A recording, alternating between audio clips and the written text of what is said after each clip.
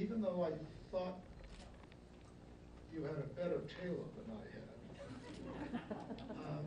you know, I still felt that I could keep Scott Brown.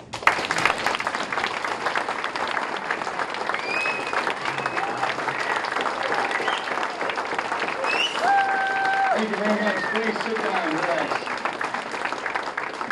Wow, it's good to be back here. I think I came here, Jeff, when you announced. I think I came in soon after I had won and came down and wished you well, and it's good to be back again. And what a wonderful turnout. I know it's Saturday night, the Red Sox are playing soon, and you could have other things to do. I know that. But you chose to come here to support Jeff in his quest to be the next congressman from this area, certainly.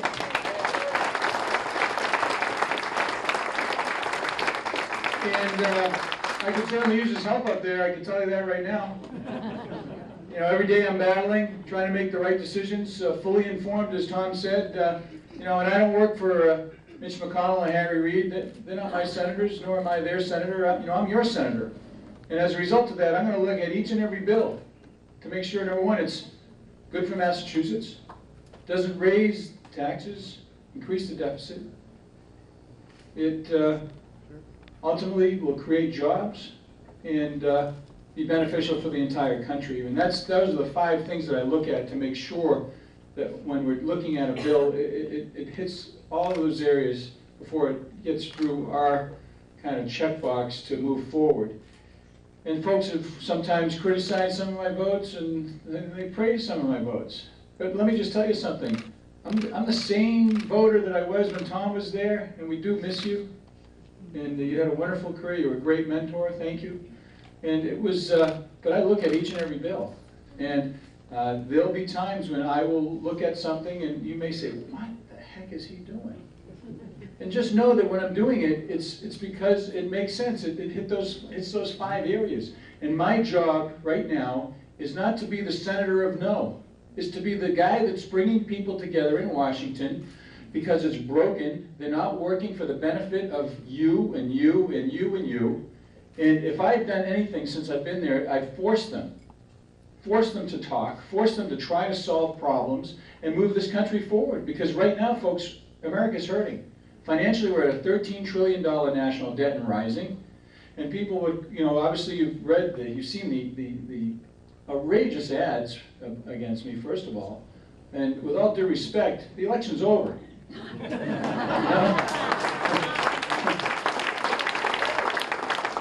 know, my response is, first of all, I had nothing, the vote I took had nothing to do with oil. That's what's kind of funny. I told them to take that money and send it down to the Gulf where they could really use it right now.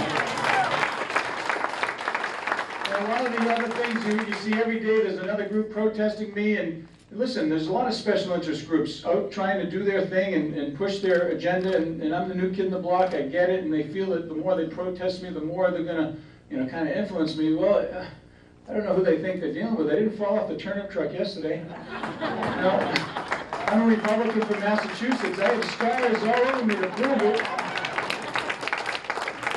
And I'm used to when they're in Washington, they say, God, how can you work with those Democrats? I'm like, wow, is there any other way to do it? I'm from Massachusetts. 5 out of 40 in the Senate are Republicans. I'm used to looking at an issue, solving the problem, and seeing if it's good for my district, and then our state, and then our country. And that's what Jeff's going to do. He's going to go down there with an open mind, be an independent voter and thinker, somebody who has a good sense of values, high integrity, strong character, who's going to fight back against the special interests and put your interests first. And that's all you can ask for somebody in our position. You know, I'm not perfect, Jeff's not perfect, we're human. But I'll tell you what, when you ask us a question, we're going to look you in the eye and give you the answer. We're not going to give you the old political bougie-woogie, you know, and make you think that it's one way before it's another way. I'll tell you that when we're trying to find money for FMAP and for unemployment and summer jobs, that we can do it better. That we don't need to add, you know, $89 billion down to now $33, $34 billion on the deficit. We can use the unallocated stimulus money right now and other funds right now. And we can get it out the door. We can get that money out the door like it was supposed to be used and solve all all the problems that way. It's just a different way of looking at things. So you have somebody who's done it here in Massachusetts for you for many, many years. And I feel so strongly about his being elected that I wanted to come down. I drove down from New Hampshire, family's up north, need a little break, but it's that important, and it's that important to you because you're here right now and you are reaching in your wallets and you're helping out, you know, giving his wife a hug every now and then, saying, don't worry, it's almost over. And let me tell you what you can do. And I said it upstairs, and you can all be his truth squad. What does that mean? It means you can fight back in the comment sections, in the newspaper, the blogs, the letters to the editor, you know, all, you know, getting the sign locations, the volunteers, getting out the vote, you know, working like you worked for me, having rallies like you had for me. I have such amazing memories from this area. Things that when I'm older, I just got my AARP application by the way. But when I'm older, and I think back to that rally we had down Main Street, I'll tell you. You know, it's because of Jeff and his efforts and everybody in this room was involved. It was exciting, and you can do the same for him. It's his turn. You want to send another message, you send one in January.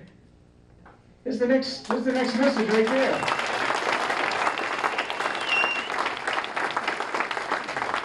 And it's not an offensive message, it's not an in-your-face message, it's a message about good government, common sense, fairness, integrity, hard work, character, looking at things a little differently, getting people working again, getting Washington working again. That's what this is all about. It's not really about the D's and the R's. It's not to me, because I know there's some good independents and Democrats in this room. And it's a big tent. If all the Republicans vote for him, he's not going to win. So you need to get all of your friends out. If you're really concerned about whether you can go out and go to the movies or pay your mortgage or keep your business thriving, then you have a very clear choice. You're going to send the business as usual crowd down there. You're going to send somebody who's going to think outside the box and get the country moving again. It's pretty simple. There's already a fair amount of Democrats still in our delegation. There's 11 still. Wouldn't it be nice to have maybe 10 and 2? 10 and 2? Those are fair odds. It's about even, right? So with that in mind, I'm so thankful you're here, and thank you really for the warm welcomes and hugs and kisses and pictures and smiles. I'll tell you, it means so much, and to see June and the young people here kind of getting involved, it means a tremendous amount. So I want to ask if you'd all welcome my dear friend and the next congressman from this district, Jeff Perry. Come on up.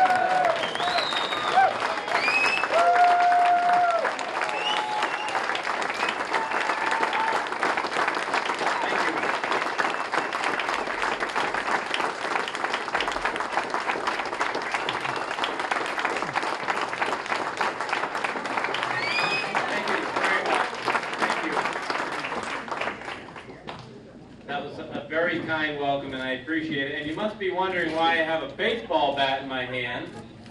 There are some people I'd probably like to knock out right now. But this is a bat made by the Barnstable Bat Company, and it was designed for our campaign. Somebody else has a bat. I think it's maybe a little bit more popular than my bat. But this is a token of appreciation we give to members of the Finance Committee who have reached a certain level of donation, and Scott has certainly done more than he needs to do for me, not only with his endorsement and his support and his friendship, but by coming down here today. It's such a testimony of who this guy is. He's a United States Senator, probably the second most famous person in the United States. He's there, he doesn't need to look back, but he's still looking back. He's still helping people every day. He's doing fundraisers for lots of his old friends, and he's trying to change the culture in Washington. So as a token of my appreciation, Senator, would you take this bat and add it to your collection?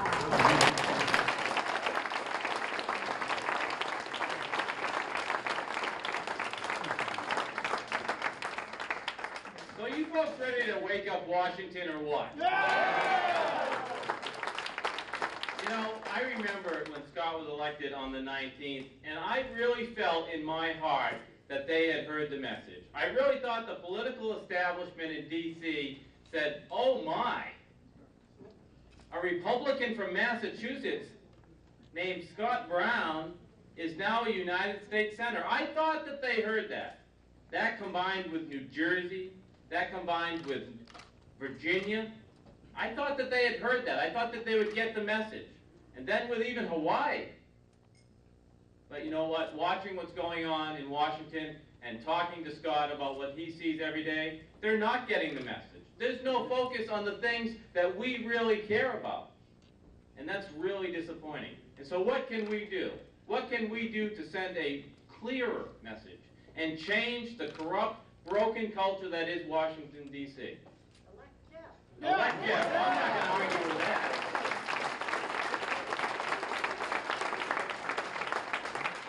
You know, when people ask me, well, what are you going to do if you get to Washington? What issues are you going to work on? And I say, well, if you like what I've been doing as a state legislator, then you'll love what I'm going to do as your member of Congress. And so what does that mean? Does that mean health care reform? Does that mean repealing an unconstitutional law and really getting at the cost side of health care? You know, I talk to people all the time about health care. And no one that talks to me says, you know, the quality of my health care is terrible.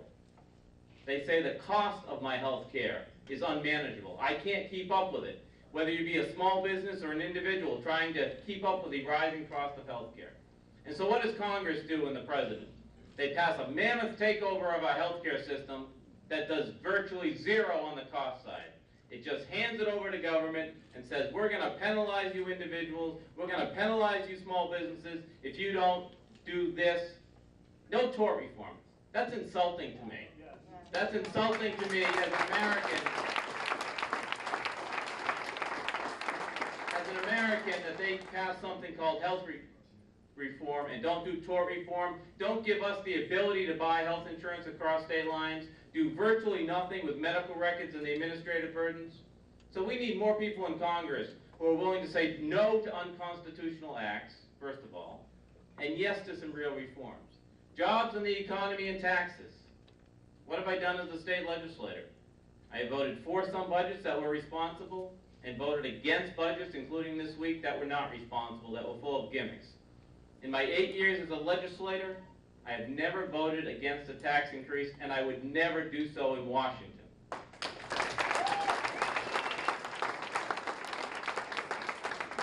Supporting our troops and veterans, I have a proud record in the legislature of doing that.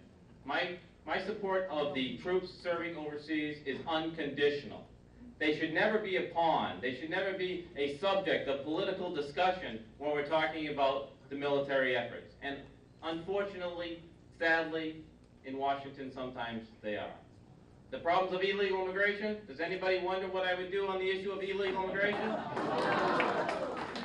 And that's what I want to do in Washington. And so when Lisa and I were trying to figure out whether or not I should run for another term as state representative, as you know I'm a term limits guy, or whether I should run in to this race for Congress, I thought about the issues that motivate me, the things that are in my heart, the things that drive me to go through this political process. And they end up to be federal issues.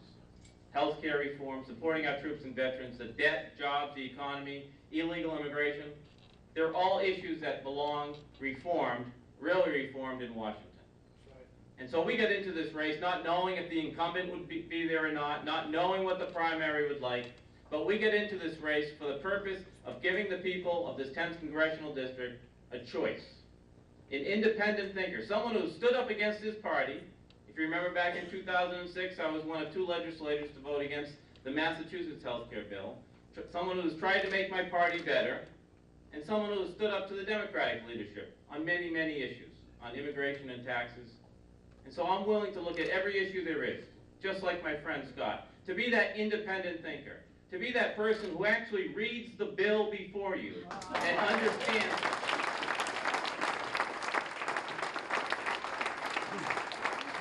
That's why the people of Massachusetts elected Scott Brown, to go down there, be beholden to no one, and do what he, and hopefully I, believe is in the best interest of the United States. And I pledge to you, we're about halftime here. This campaign, if it's a football game, we're going into halftime. And I'm sure you've seen the recent polls, so it's good to be going into halftime leading. But you can't come out lazy, you can't come out losing energy, you can't come out not working every day. I pledge to you, as we get into the third and fourth quarter of this game, of this election, we're going to continue the high energy. We're going to continue talking about the issues that people in America and people in Massachusetts care about. We're going to do so in a positive way about the vision that I have for this district. And we're going to close this up. We're going to win in September, and we're going to win in November because you're with us.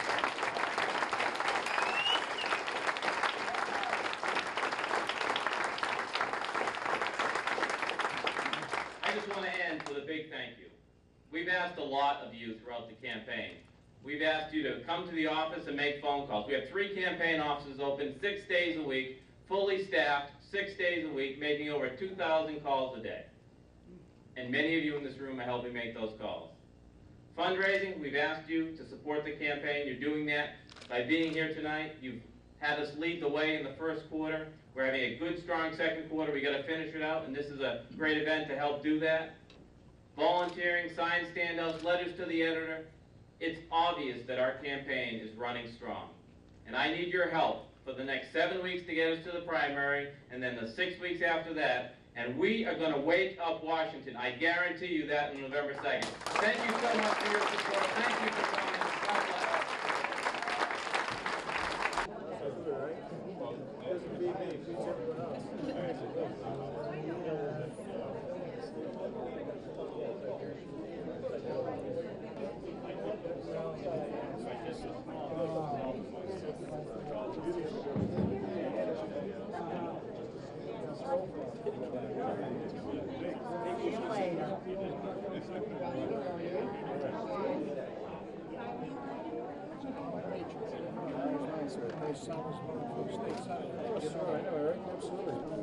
Absolutely. There was not a tax into it until it came out.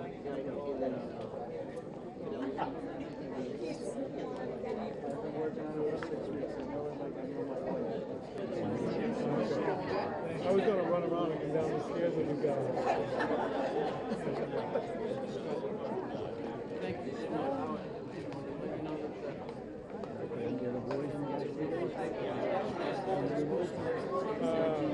The dog bite? And it goes back to me, it was just so exciting. That's my You guys still involved? I work over there sometimes.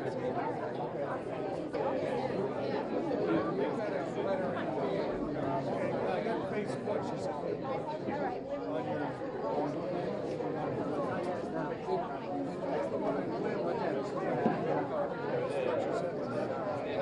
No, we're from Nashville. Home of the Wampanoag. ready?